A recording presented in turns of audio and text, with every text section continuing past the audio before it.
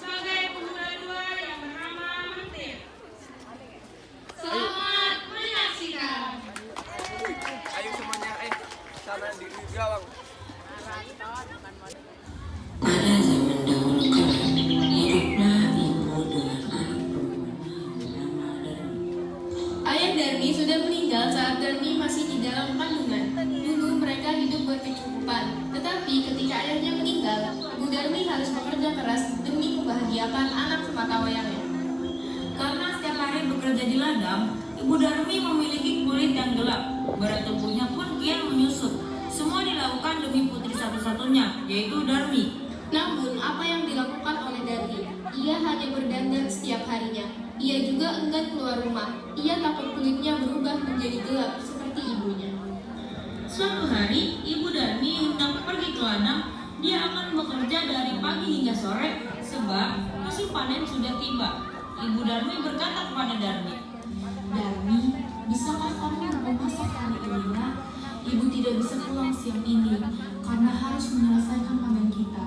Jika sudah selesai masak, maukah kamu mengantarkannya ke ladang untuk ibu, Nak? Apa? Aku gak mau ya, Bu. Kalau aku masak, nanti rambutku wangi tungku. Aku kan habis keramas. Aku gak mau ya. Dan kalau aku mengantarkan makanan ke ladang, kulitku akan menjadi hitam, dekil. Aku ini udah lurah. Aku gak mau ya. Ibu Darmi hanya menggeleng-gelengkan kepala sedih. Ibu Darmi bekerja keras dengan mengumpulkan hasil panen. Besok ia akan menjualnya ke pasar. Dia tidak memperdulikan perutnya yang sangat lapar. Saat lelah, ia hanya beristirahat dan hanya meminum air kendi yang dibawanya. Lalu ia berdoa dan Tolong hamba-Mu ini, ubahlah anakku menjadi lebih baik lagi, dan lepaskan dia dari sifat manisnya.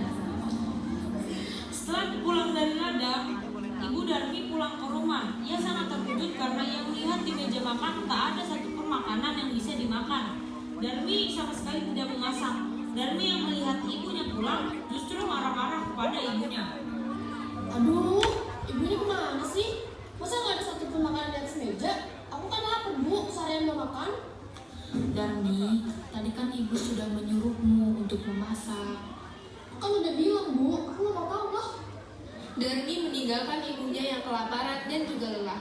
Keesokan harinya, Ibu Darmi sudah bersiap-siap dengan hasil panennya. Dia akan pergi ke pasar. Darmi, ayo ikutlah ibu ke pasar, Nak. Ibu membutuhkan bantuanmu untuk membawa hasil ladang kita.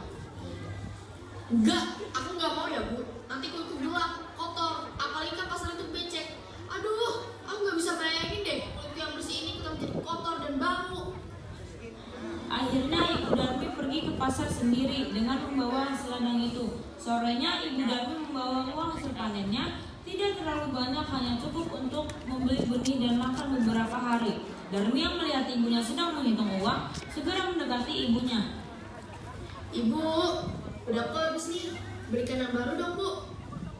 Iya, Darmi, besok ibu akan belikan. Tapi kamu harus ikut ibu ya, supaya ibu tidak salah beli. Akhirnya Darmi dengan terpaksa ikut ibunya pergi ke pasar. Tapi Darmi berbisik kepada ibunya. Bu, nanti kita jalannya jangan berdampingan. Ibu berjalan di belakangku saja ya. Kenapa seperti itu, Darmi?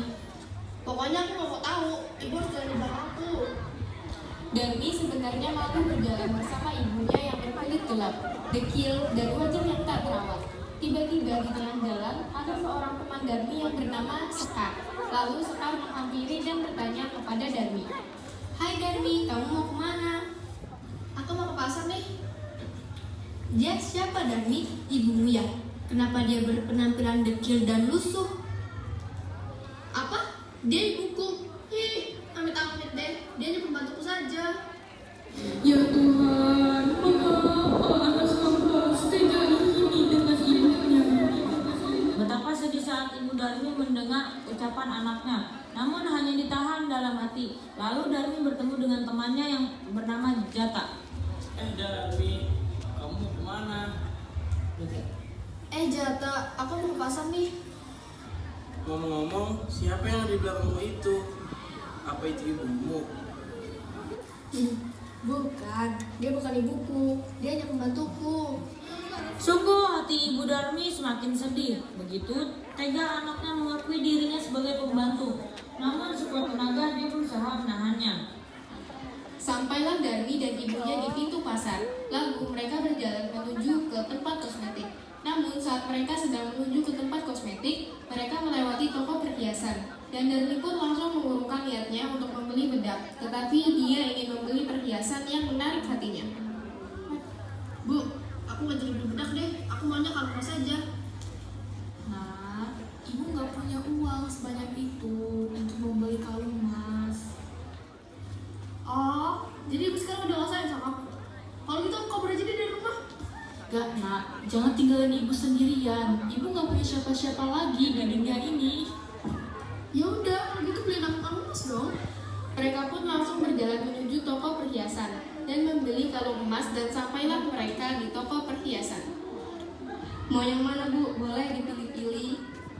Mereka pun memilih dan membelinya. Lagi-lagi, Darmi bertemu dengan temannya yang bernama Nara. Dan Nara pun menghampiri Darmi. Darmi, tumben kamu pergi ke pasar. Itu siapa yang berjalan di belakangmu? Nara, dia hanya membantuku, bukan ibuku. Lagi-lagi, ibunya mendengar ucapan sang anak yang sama saat Darmi bertemu dengan beberapa temannya. Namun, ia masih bisa menahan rasa tangisnya. Dalam perjalanan pulang, Darmi bertemu dengan dua pemuda yang bernama Arya dan Mentir. Lalu mereka pun memuja Darmi. Hai Nona, kamu terlihat cantik sekali. Kecantikanmu membuat hati kami terpana, Nona cantik. Oh, iya terima kasih. Ibu Darmi melihat anaknya mengobrol dengan dua orang pemuda. Lalu Ibu Darmi pun menemui mereka bertiga dan bertanya kepada mereka. Siapakah mereka ini, nak? Apakah itu ibumu Nona? Hah? Apa? Dia ibuku. Dengar ya, ibuku jauh lebih cantik daripada dia. Dia bukan siapa-siapaku. Ibu Darmi yang mendengar itu benar-benar tak sanggup lagi menghadapi anaknya. Ia pun terisak-isak lalu sang ibu bersimpuh dan berdoa kepada Tuhan. Oh Tuhan, hamba sudah tidak kuat lagi dengan sikap anak hamba. Oh, kiranya Tuhan menghukumnya agar ia menjadi jahat. Setelah Ibu Darmi berdoa, tiba-tiba Darmi menjerit.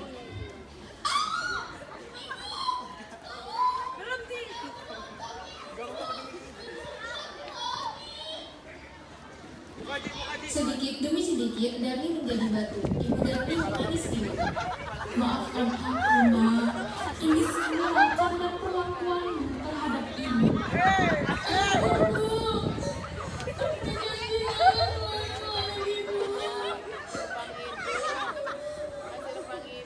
Darmi meringkuk sambil menangis minta ampun kepada ibunya. Namun, sayang semua tak bisa kembali. Darmi tetap menjadi batu. Dia harus menanggung hukuman karena telah durhaka terhadap ibunya yang sudah merawat dan menjaga hingga dia besar. Batu itu akhirnya dipinggirkan orang-orang dan disandarkan di tebing. Hingga sekarang, batu itu masih